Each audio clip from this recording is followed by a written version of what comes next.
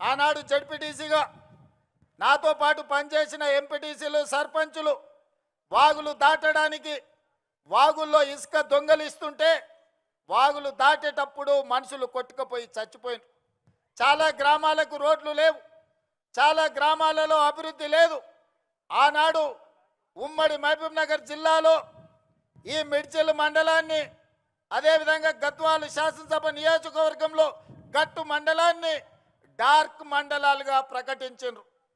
Dark మండలాలంటే 360 degrees వెనుకబడి విద్య కానీ, వైద్యం కానీ, తాగునీరు కానీ, సాగునీరు కానీ, విద్యుత్తు కానీ ఎలాంటి సౌకర్యాలు లేని అత్యంత వెనుకబడిన ప్రాంతాలను డార్క్ మండలాలుగా, భూమిలో ఉండే నీళ్లు కూడా అందుబాటులో లేని మండలాలను డార్క్ మండలాలుగా ప్రకటించారు.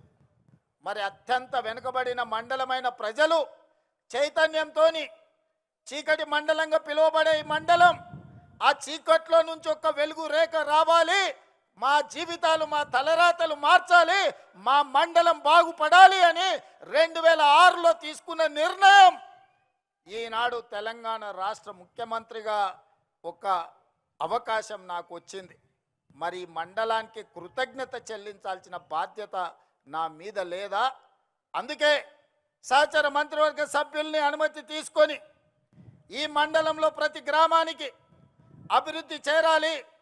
ఈ మండలంలో ఉండే ప్రతి వాడు, అరే మేము ఆ రోజు మా ఇంటికి వచ్చిన మా సోదరుడు, మా ఊరికి వచ్చిన మా బిడ్డ ఈరోజు తెలంగాణ రాష్ట్రంలో ప్రభుత్వాన్ని నడిపించే బాధ్యత నిర్వహిస్తున్నాడు, మాకు సహాయం అందుతుందని మన వైపు చూస్తున్నారు.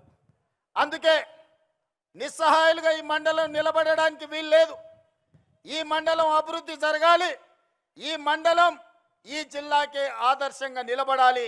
అందుకే ఉప ముఖ్యమంత్రి గారికి ప్రత్యేకంగా నేను విజ్ఞప్తి చేస్తున్నా, ఈ మండలాన్ని మీరు దత్తత తీసుకొని ఇక్కడ జరగాల్సిన అభివృద్ధి కార్యక్రమాలను మీరు నిరంతరం నా మిత్రుడిగా పర్యవేక్షించాల్సిన బాధ్యత మీరు తీసుకోండి అని చెప్పి నేను కోరుకుంటున్నా.